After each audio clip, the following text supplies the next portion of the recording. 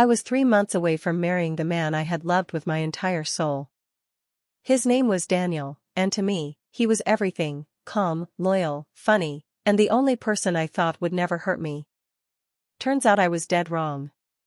I'm 28F, and I've always been the quiet one in the family. I never liked drama. I tried to avoid conflict. But now?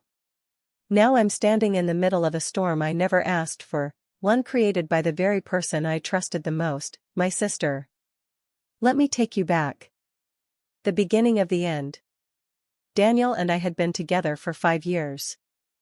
We met at a conference in Austin, started dating long distance, and eventually moved in together. He proposed to me under a waterfall during a vacation in Oregon. It was magical.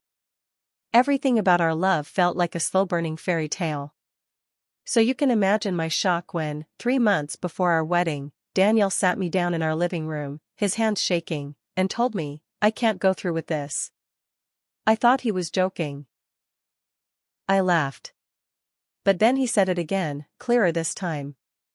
"I'm calling off the wedding. I don't trust you anymore." Those words?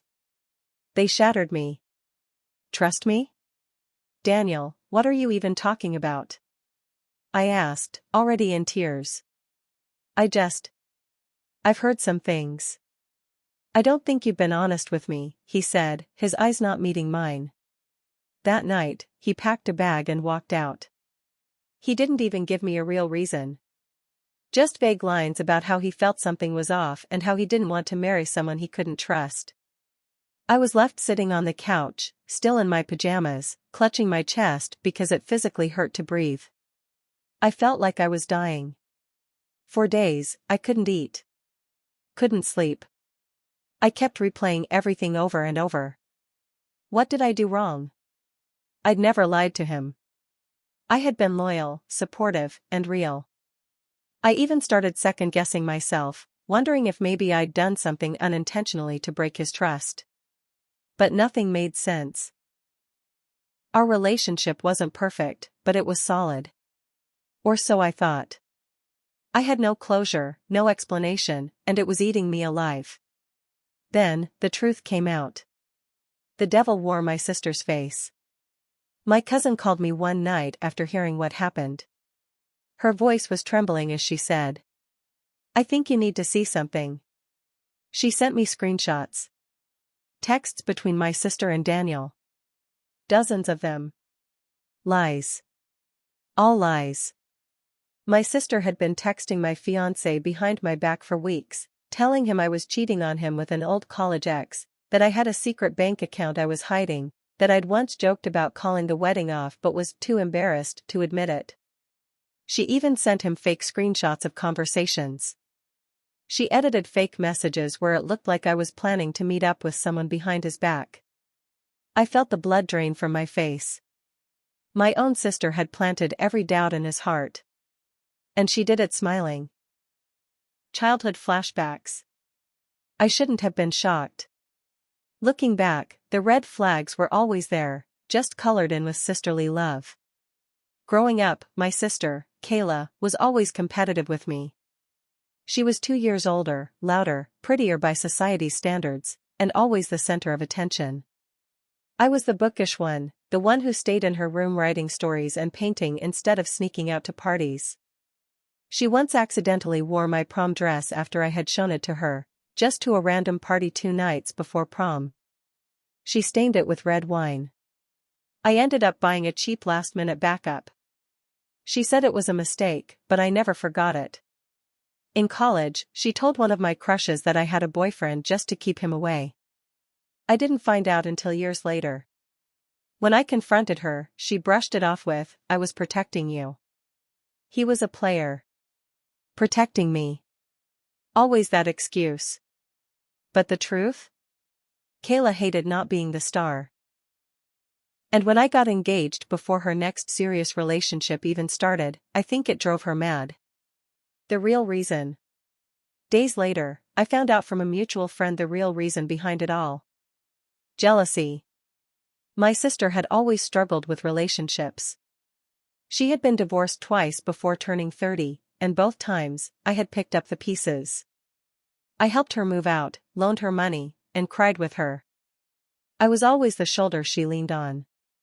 And now, the one time I found true happiness, she wanted to ruin it. Why? Because in her mind, if she couldn't be happy, neither could I. Our friend admitted that my sister had said once in a drunken rant, "Let's see how perfect she looks when her dream man dumps her." She didn't just hurt me, she planned it. Confronting Daniel. After collecting myself for a few days, I decided I needed to see Daniel. I couldn't let him just walk away believing lies. I went to his office on a Friday afternoon. I waited outside until he came out. When he saw me, he froze. "Can we talk?" I asked. He nodded, awkwardly, and we walked to a quiet coffee shop nearby. I didn't waste time. I opened my phone and showed him the screenshots. The fake messages.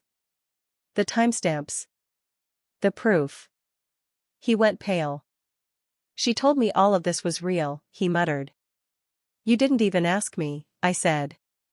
"You just believed her." "I thought she was looking out for me. I didn't think she'd lie." Tears welled in my eyes. "You knew me for 5 years, Daniel. 5 years. And you threw me away because of some texts from someone who never even liked you." He put his hands over his face. "I messed up. I should have talked to you." "Yeah. You should have." He apologized. Over and over. But it didn't matter. Because even though he regretted it, he still chose her lies over my truth. He never really trusted me. And that hurt more than anything. She asked to be my maid of honor. Here's where it gets twisted. 2 weeks ago, my sister showed up at my door, crying. "I made a terrible mistake," she said. "I thought I was helping, but I realize I hurt you. I miss you. You're my sister." I didn't say a word. Then she dropped a bomb. "I want to make it up to you. I want to be your maid of honor when you do find the right guy. I want to earn your trust again." My heart froze. Maid of honor? She wants to stand beside me at the altar, the same altar she burned down? It took everything in me not to laugh or cry or scream. "What would you do?" "Right now, I don't know if I can forgive her. I want to. For my peace. For my sanity. But some scars don't fade. She stole my wedding. My future. My love. And worse, she did it while pretending to care about me. She didn't just break my heart. She shattered the one safe space I had, family." And Daniel? He was weak. He proved that love built on trust can crumble the moment someone whispers a lie. Where I am now. I've started healing. I changed my number. Deleted old photos. I've been going to therapy. I started reading again, and I signed up for a solo trip to Italy next month. I need to feel alive again. Some days I miss him. Some days I miss who I thought my sister was. But every day, I remind myself. When people show you who they are, believe them. And blood? It doesn't make someone family. Loyalty does. So no, she won't be my maid of honor. And she won't be in my life, at least not until I stop crying myself to sleep. What would you do if your sister destroyed your engagement and then asked to be in your next wedding? Would you ever forgive her? Or is some betrayal just unforgivable?